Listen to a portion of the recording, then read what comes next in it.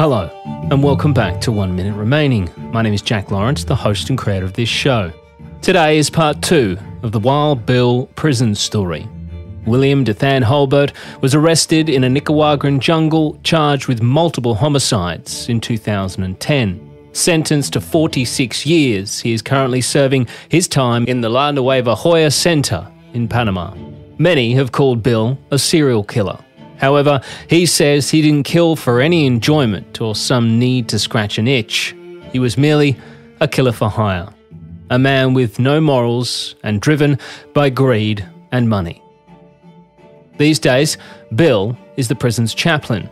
On a daily basis, he works with youngsters inside the facility to get them out of the gang life and off drugs. He says he's a changed man. A man who now thinks of others and not just himself. And a man who says he lives with remorse and nightmares of seeing the faces of those that he killed. But he's certainly not expecting anyone's sympathy. People say, well, you're asking us to have sympathy for you. I ain't asking you to have sympathy for me. I'm just telling you my fucking life. I'm just telling you about how it was.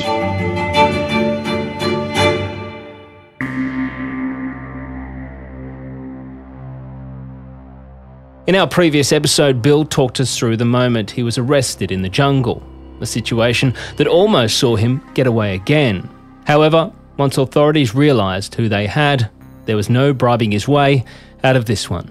However, there was still one bribe in play, one that he hoped would see his wife freed and sent home to the United States. But more on that soon.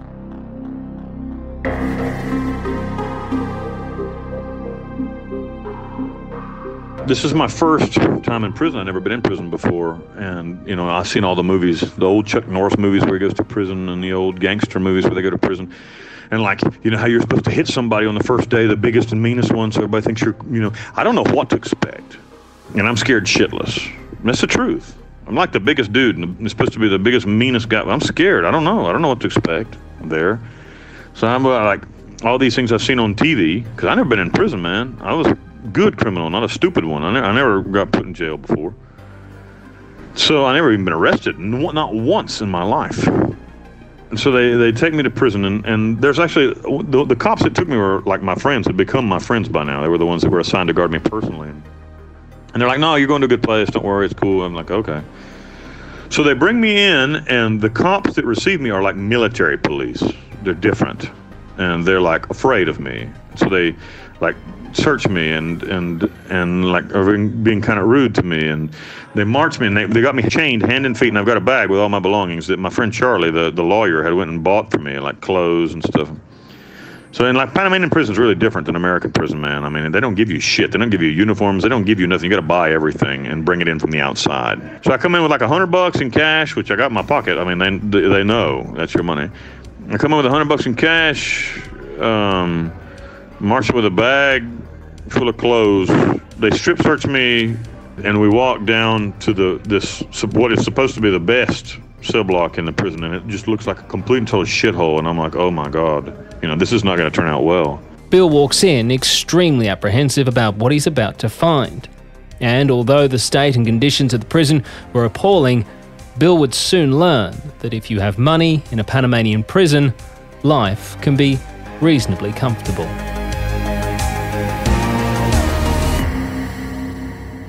So I go inside, and there's this little fat guy, little fat cop, because it's all police. It's no civil police guards in this facility. It's all policemen. So there's this sergeant in there, and so he receives me, signs a piece of paper, and all the other cops leave. And so he's looking at me, and he throws me a handcuff key, and he says, "Take your handcuffs off." And I'm like, okay. So I took my own handcuffs off, took my leg hands off, and so I gave them to him. And he's like, "Well, what are you waiting for? Going in." I'm like, okay. So I pick up a bag, and I walk inside. And there's this tall white guy. There's a tall, gray-headed man who throws through the air something at me, and I caught it out of the air, and he says, "Hey, Bill, welcome to hell. My name's Leo." And I snatched out of the air what he threw me, and it was a can of ice-cold Heineken beer.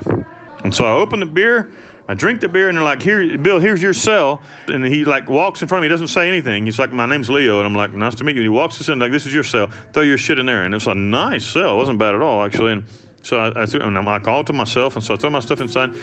And I'm like, this ain't going to be so bad. And it wasn't.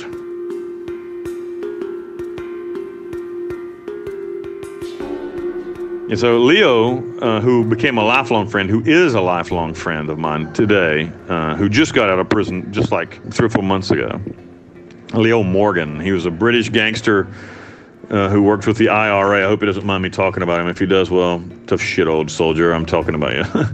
Leo Francis Morgan. He was a British gangster who'd been put in Panama. They caught him with like $1 million. I don't know how many thousand kilos, you know. Leo Morgan has been described as a gangland kingpin and a former feared general of a global cocaine cartel with links to the Russian mafia. A mobster who would come from very humble beginnings as a butcher in Birmingham, England. In 2003, he would be jailed after being caught with 110 kilos of cocaine that was discovered on his Panamanian farm. He would serve his sentence at different facilities, including the infamous El Renacer. Renacer means to be reborn or to reappear, and by all accounts, it's quite the opposite in this facility. With Leo Morgan telling one journalist he had been stabbed multiple times and he himself had witnessed 59 deaths. The El Renacer jail was in fact the inspiration behind Prison Break's third season, where they are sent to a Panamanian prison. Morgan would spend many years as one of the UK's most wanted men, also appearing on Interpol's Most Wanted, as well as being wanted by Vladimir Putin, who placed a 1 million ruble bounty on his head for information about the drug lord. Leo spent years fighting extradition to Russia from Panama, as he said he would likely disappear long before any supposed trial. However, in March of 2022, his time ran up, and an article posted on Birmingham Live stated that the Panamanian authorities had recognised his extradition to Russia as acceptable, and a Russian Supreme Court won their battle to have him sent to face his fate. A fate he dreaded the most. And at the time the article was printed, his whereabouts were in fact unknown. However, according to Bill, Mr. Morgan was released from prison last year. So he may yet have avoided Vladimir Putin after all.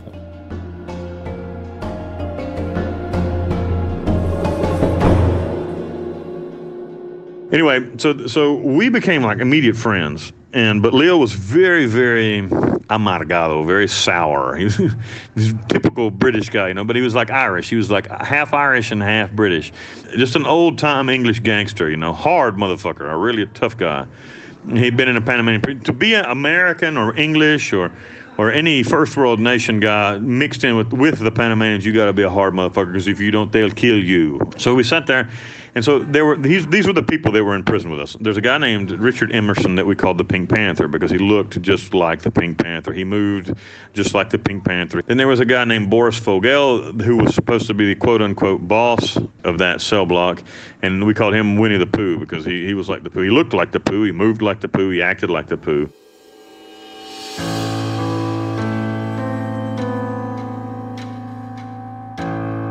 Convicted in 2005, Boris Fogel was sentenced to 16 years in prison for money laundering and international drug trafficking. He was widely considered the leader of the international gang Los Camelos.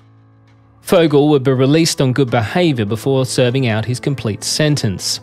However, not long after his release, while riding through Coco del Mar in his luxury Lexus, 2 vehicles would surround his car and then open fire, killing Fogel and the other passengers inside the car.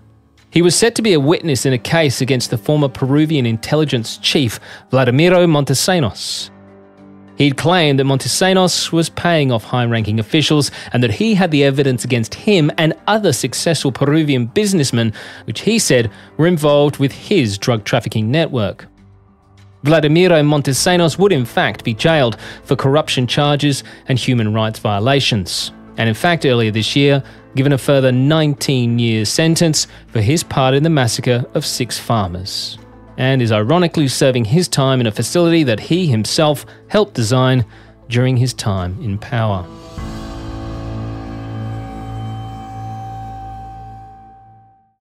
And then there was 2 kids that killed that were there for because everybody else wanted to kill them. And they had murdered a pastor and they had put them in there for their own protection. And we called, I don't remember, one of them, I don't remember what was his name, Josue or something, but we called the other one the Gecko because he was always kind of like sticking up on the wall. You know, it was like hanging up on the second bunk there, looking down, and he didn't say very much, and he didn't move very much, so we called him the Gecko. Then they brought a guy, a really famous Fuga Fuga. Fuga Fuga means a guy that wants to escape. Fugar, the word fugar in Spanish means escape, and he was a Fuga Fuga. Rafael Guardia was his name, but anyway, they called him Ito. And then there was Papapillo, was a guy who was a gangster who was like ghetto gangster, like a man who's in charge of a ghetto troop, you know, like the boss of like hundreds of petty gang members. Anyway, and we called him Peter Sellers because he walked around with one eye closed all the time. Like, yeah, so we called him Peter Sellers. And then the other guy was the Penguin. The Penguin was a Colombian drug runner, trafficker, and he walked and he looked like a penguin, and he walked and he looked like a penguin, so we call him the Penguins. What a group of motherfuckers that was. So Bill began his time in Panamanian prison. And as mentioned, in these prisons, money talks. And if you're willing to pay, you can live a reasonably comfortable life and basically have access to everything you need. The pavilion, the cell block where we were, they never searched it. Actually, the only search I ever saw there was on Christmas Day. They searched us on Christmas Day, and they're on the Christmas Day in 2010. So they come down, they're going to do a search, and everybody says, "Okay, everybody, put your shit in the refrigerator." We had like a regular house type refrigerator there. They had a lock on it. Everybody, we had a gun, we had a pistol. So they put the pistol in there. Inside the refrigerator also was like full of beer all the time, like cans of beer. We put all the phones, all the stuff in it, and shut the door and locked it. They come down, they did a search, and they had like orders not to touch the refrigerator. It cost me $400 a month to live in that cell block. Everybody paid $100 a week. And so there was 11 of us, that's $1,100 a week that we paid to the captain there. He's making good money. $1,100 a week is good money in Panama. But of course we lived like super well. You wanted to go outside in the middle of the night and watch the stars and drink a beer, you could do that. And you just tell the guard on the door to open the door, and like he would ask you for $1. Give me $1, man. And so then you give him $1 and you go outside and see the stars. I mean, it's really cool. So I lived there for about 6 or 7 months.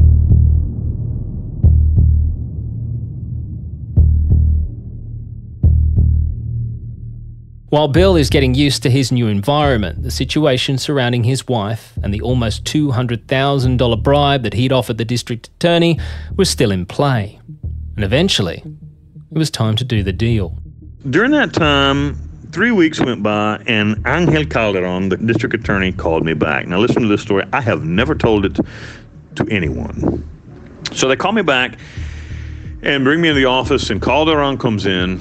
And he says, the district attorney comes in, he says, well, starts talking about how this is really, he's doing something not illegal, and please don't talk about it. And I'm like, yeah, I'm ready.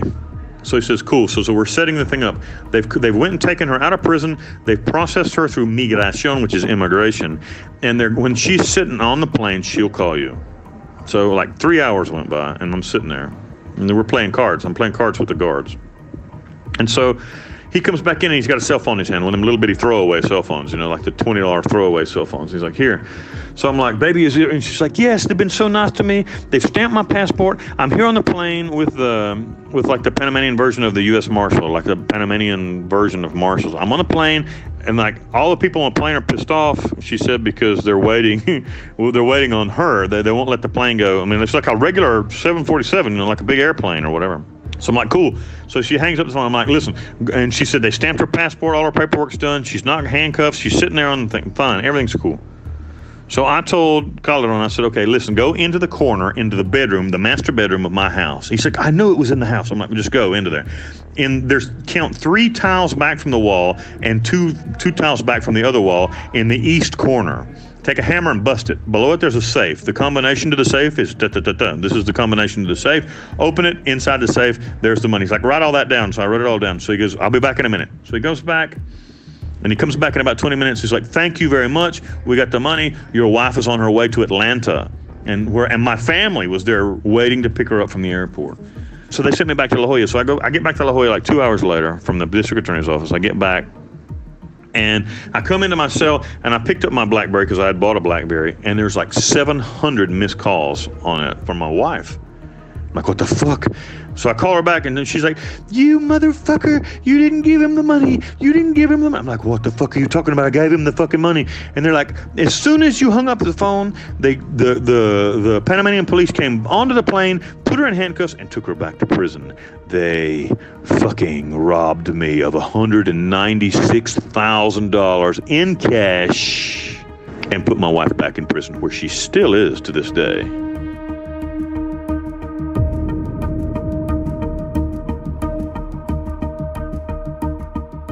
Bill's now former wife would receive a 26-year sentence for what authorities say was her part in his criminal activities. After that happened, I was, I lost. That was all my money, man. I lost all my money, and the girl stayed in prison. I was just trying to get out of prison because I was responsible for her being in prison. She didn't do anything. She didn't deserve to be in prison. She didn't help me. She didn't do shit. She didn't have any reason to be in prison other than the fact that she cooked my meals. That's it. That's the only reason she's in prison today, and it's a horrible, horrible travesty. Anyway, it makes me sad to even talk to you about it. I feel sad just telling you the story. Anyway, so during that time period, one day, I became paranoid, like so paranoid that I didn't want to leave the cell, and I knew something was wrong.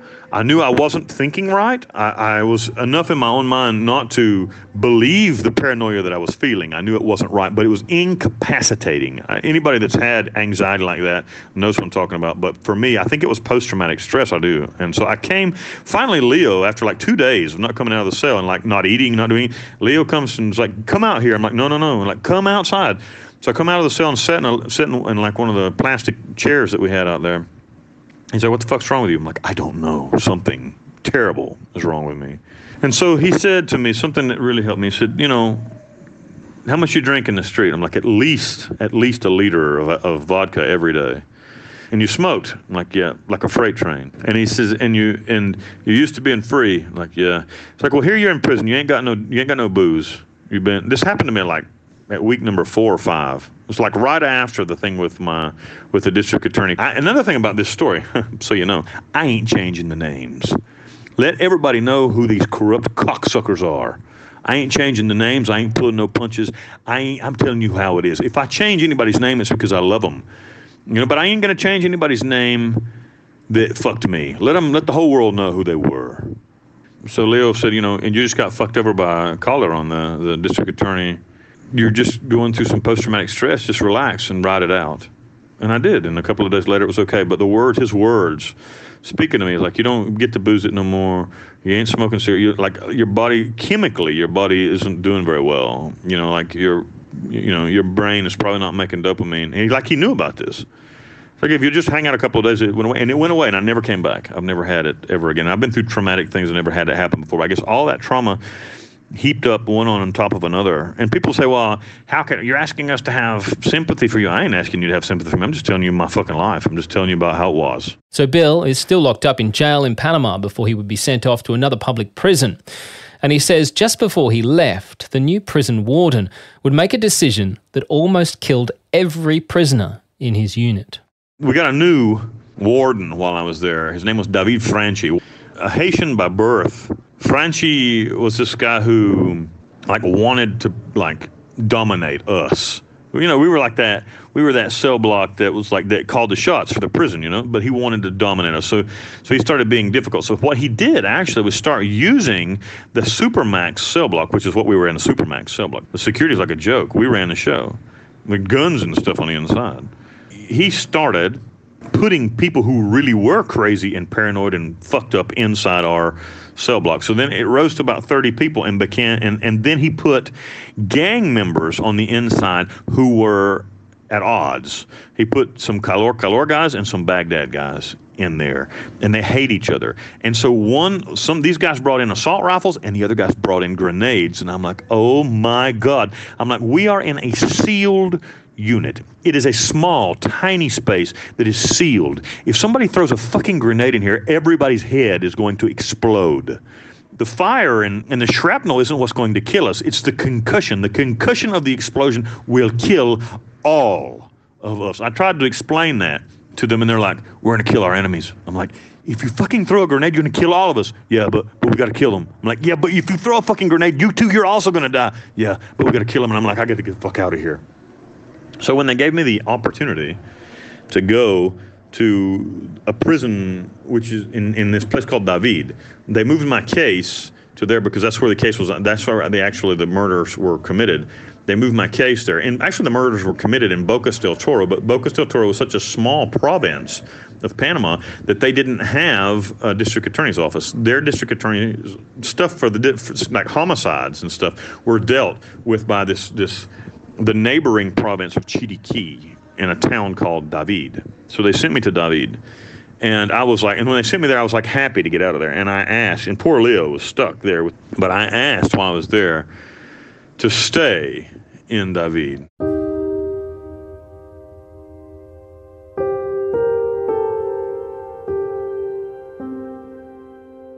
Before heading to the David public prison, Bill says two things happened to him that were the catalysts for his change of attitude. My mother came to visit me, and this is significant because I hadn't seen my mother in like 6 years. Hadn't spoken to her, and she came to visit me there and brought me a Bible. I was like very ashamed to see my mother because, like my family is a very affluent family. My grandfather on my father's side was the mayor of our little town. My mother's father was the supervisor of an enormous manufacturing facility his whole life, and so, or his working life, worked for the same company his whole life, Both of the men I'm speaking about are still alive, by the way. One is 90 and the other one is 95 years old. So, my families are very, very affluent families. I didn't have any reason or excuse to step into the life of crime. I was like a real selfish asshole, got put in prison, like the most selfish, thought only about myself and only about my own well-being. Getting put in prison made me begin thinking about the well-being of at least my wife at the time. I never really considered her well-being before, but now I felt responsible. I don't feel responsible. I was responsible for what happened to her, and so I began to try to take care of her. And that was the first thing that happened to me. And then second, my mother came to see me while I was in La Jollita, and she brought me a Bible and told me to read it. And we cried. I cried and cried and cried. It was incredible that a woman who I completely ignored and abandoned could still love me after all the terrible things that I did. And I even expressed that sentiment to her, and she told me it was because of her relationship with Jesus that she could forgive, she told me. And I didn't think anything about it at the time, other than the fact that she's a saint. I thought she was a saint, and that I couldn't believe. And so she left. And to this day, that's been 13 years ago, I haven't seen her again. I speak to her every single day, but I haven't got to see her again. So that was the first experience. And the second experience was there's this guy from Haiti, Padre Roberto Buchel. He was an Anglican priest. He began to visit me. I called him Father Bob. Here comes Father Bob. He always came in his priest uniform, But he sang songs that we sang when I was growing up. I grew up in a very staunch Baptist family. Every time the church doors were open, we were there. And so he sang songs to me and with me, some even of things I knew, songs in English that I knew from when I was a kid. Every time Bob would come, I would be in a bad mood, but when he left, I was in a good mood, And he was the only person that came to visit me. And he didn't come to visit me as a visitor. He was the prison's chaplain, one of the prison's chaplains. And so he was he was a government employee, and he would come to visit me when nobody else would because everybody else was afraid of me. And I remember Bob singing and like things clicking in my mind, like, man, I really fucked up my life, and I've been a selfish asshole my whole life, and and this is the result of that. The result of that is this: I'm no victim of anything. I'm the villain. Holy shit! How did that happen? And so I began to read that Bible and began to pray. And I won't say that I converted to Christianity in that day, because I certainly didn't. And it wasn't one day. It was a long period of time. I don't know where Father Bob is. I don't know. Padre Roberto Buchel, wherever you are, thank you, brother, for taking an interest in me.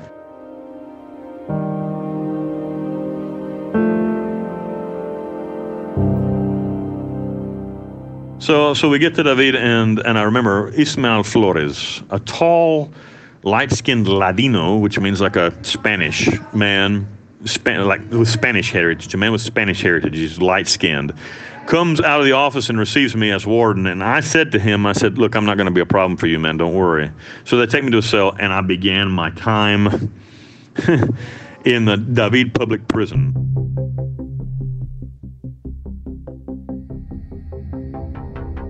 Ismael Flores was a tall man who, before his only qualification to be warden of the prison was that he was in the correct political party. He was in Ricardo Martinelli's political party back in those days. And on the outside, he was a cigarette distributor, and like he had his own business.